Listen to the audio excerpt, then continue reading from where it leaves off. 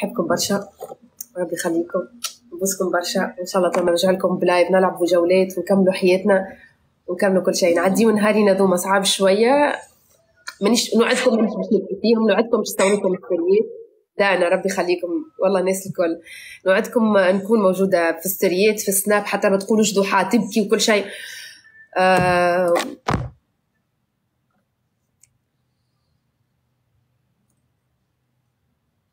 أبو مشهور والله ربي يخليكم الناس الكل.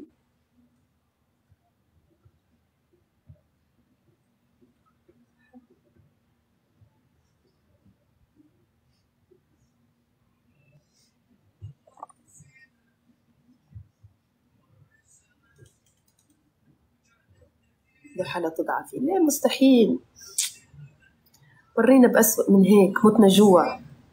متنا جوع وما ضعفنا، اشتغلنا شغل رجال وما ضعفنا. خليه هلا ربي الحمد لله عطينا وباش نضعفوا عادي يعني. ربي الحمد لله يا ربي على كل شيء.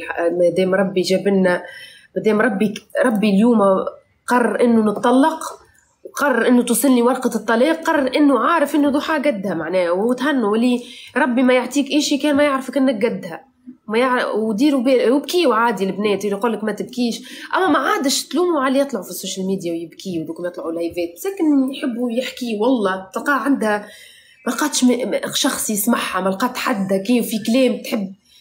ديما حتى ديما المراه هي اللي تطلع مسكينه خاطر تحسك اللي تحب الشخص يسمعها، فعادي. وكل اثنين متزوجين لا تخلوا طرف ثالث يتفوت في حياتكم بالله عليكم. وكل شخص متزوج، كل راجل متزوج اسمع لزوجتك، كل مرة متزوجة اسمعي إلى زوجك. والطرف الثالث يظل دايما طرف ثالث، إذا سمع الطرف الثالث راهو خربت حياتكم. نحبكم برشا، نبوسكم برشا وربي يخليكم. ونحب كان التصاميم الحلوة اللي تنزل بلا تنزلوا ولا تصاميم مش حلوة، بس كان التصاميم الحلوة، ولا تشتموا حدا ولا تغلطوا في حدا، اذكروا بعض بالكلمة الحلوة. وصحابي راهم طمنوا عليا الكلهم، دعبول عبسي هديل السلطي الكلهم راهم اطمنوا وقعدوا لآخر لحظة يطمنوا. كلكم تبعثوا لهم رسائل شكر انهم حاولوا باللي نجموا. نحبكم برشا وربي يخليكم.